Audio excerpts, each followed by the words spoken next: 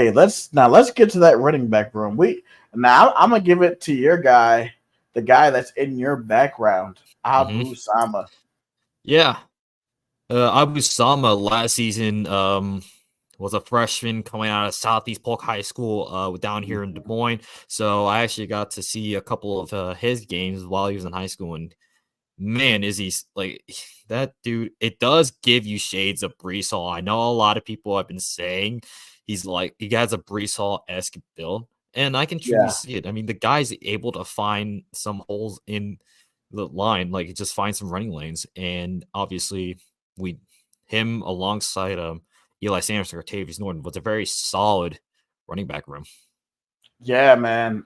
Just him coming on at the end of the season was just absolutely amazing. Another few notable games. The BYU game he Hmm. showed off in, and uh, and the Baylor game he had some pretty nice runs too. Hmm. It's he's gonna be he I think he might be the feature back. But we got to talk about the other feature back, and the other feature back is Carson Hansen, man.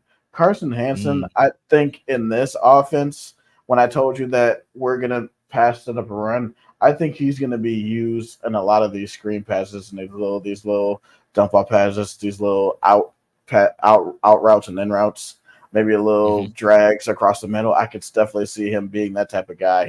He's huge. He's very very big. But I think I like to see Carson Hansen as a very very big contributor in this offense. Yeah, for sure. I mean, obviously, we saw glimpses of uh Hanson, and I think maybe like obviously because we had such a already deep running back room last season, it was tough for him to see field time. But from the little Right. bit I saw something like there's something that can be unlocked. I think just now, like he just more experience, more play time, like more in-game reps is going to be key to develop Yeah. Hanson.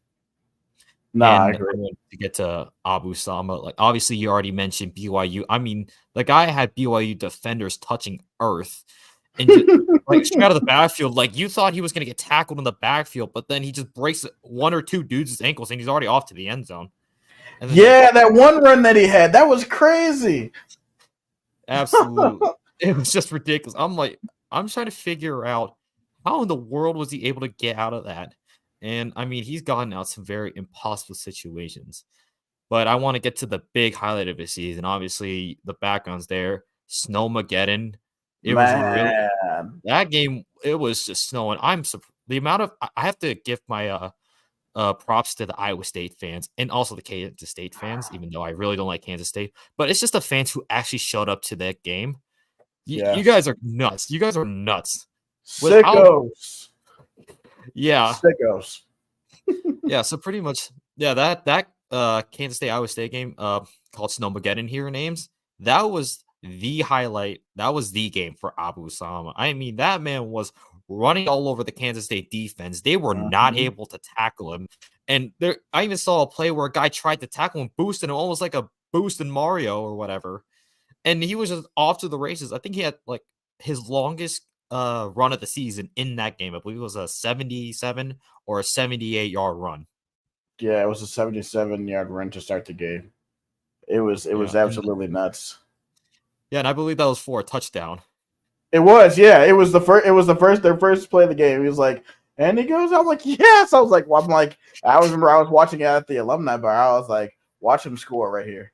And then he actually did. I was like, holy crap.